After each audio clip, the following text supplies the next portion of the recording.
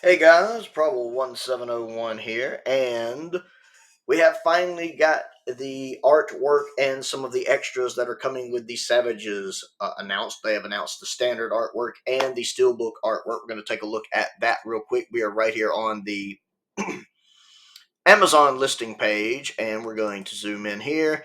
This is, of course, the front of the the Steelbook artwork.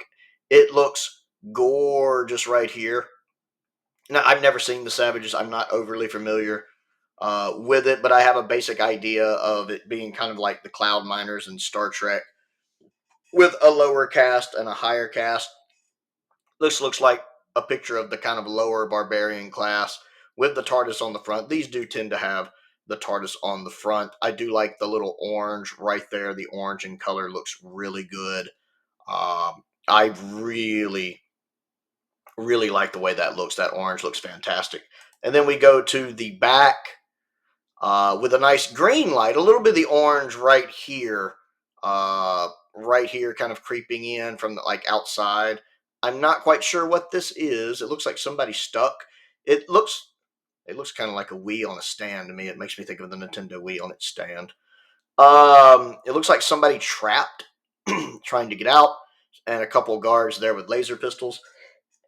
So definitely more the higher class area with a more technological side to it right there. I do love the contrasting colors between the front and the back. Alternate view of the front where you can see the spine. I do wish there was a little more to the spine. The spine is just kind of black, but it kind of makes sense since it is splitting up the front and the back. I love the Steelbook because unlike most of the Steelbooks, it utilizes the back well. Most of the Steelbooks, they try to do something interesting to some degree to the front, but the back kind of gets neglected. I like that they're using both here, kind of like the faceless ones. Steelbook used both, and especially the Modern Who Series 7 Steelbook, which had basically 7A on the front and 7B on the back. I like when the back as well, and I just like the similarities between the front and the back, and also the differences, how they contrast with each other, the differences in color as well. And this being that solid color is to kind of show the line drawn between them does make sense and really works. So I really like this Steelbook. This is one of the best Steelbooks I think we've gotten in a while. I'm highly impressed with it. Now we'll go ahead and take a look at the standard art real quick. And here we are looking at the standard artwork. This is the DVD listing, but the standard Blu-ray will be the same. Now, to be fair, I think this is better than most of the standard artworks. The standard artworks for the animations don't tend to be good. There's, of course, Dodo. Let's see if we can get in a little better. You got the spears going into the TARDIS, Steven, and the Doctor. The Doctor's animation looks weird. I saw on Twitter where somebody wrote he looked like Joe Biden, and I nearly died. That was hilarious. Yeah, I'm not a big fan of that art on the Doctor right there, I will admit. And then someone else posted a picture of Dodo there. And they're like, she's pointing at the arrowhead. She's naming it. And that's funny. I will admit that gave me a chuckle. But this isn't this isn't the worst animation standard edition art. I do like how the orange right here really pops. I mean, I'm not getting the standard art myself, and I think a lot of people are gonna just maybe replace this with some of the fan art. You know, a lot of people have done fan art DVDs. You could put that, use photo snaps and stuff that might fit in on their shelf better. This certainly isn't the worst standard art, but it's still not great. The Steelbook is much better. So let's go ahead and let's see. We got an image of the back. Artwork not final, but it probably is. Well, probably not because it doesn't list all of the extras that are coming. So we'll probably get some more of the extras listed too. And then there's one more picture. Yeah, just that one. So we'll go ahead and we'll talk about some of the special features that have been announced coming with it as well. So here's a look at some of the extras that have been revealed, or probably all of the extras that have been revealed. Now we know we're getting all 4 episodes in color. It says here we're getting, of course, all 4 episodes in black and white, which we knew. I'm sure they'll probably be cropped down to 4:3 as well. They typically are. Of course, we're getting telesnap reconstructions of all 4 episodes right here with some surviving footage.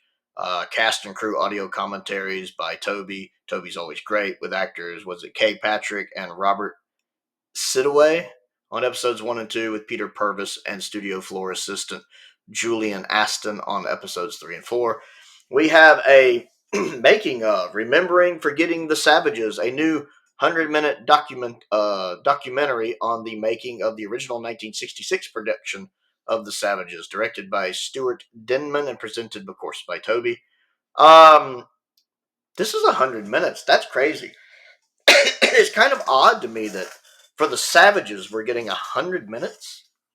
It's like an hour and 40 minutes on The Savages. That's longer than I expected to be. I'm not saying that's a bad thing, but that is longer than I expected it to be. I'm really considering what all that's going to cover. And then we have Ennis Lloyd, the producer, a new 90-minute documentary on the life of the Doctor Who producer Ennis Lloyd, directed by Charles Norton and narrated by Jane Asher. Looking forward to that. I don't know a whole lot about Ennis Lloyd. I can't remember how long he stayed as the producer. There was a lot of people moving around in season 3. A lot of script editors, a lot of producers, a lot going on in season 3. And of course, surviving footage compilations from episodes 1, 3, and 4. I didn't know episode 1 had any surviving footage. I know episode 3 and 4 has a little surviving footage.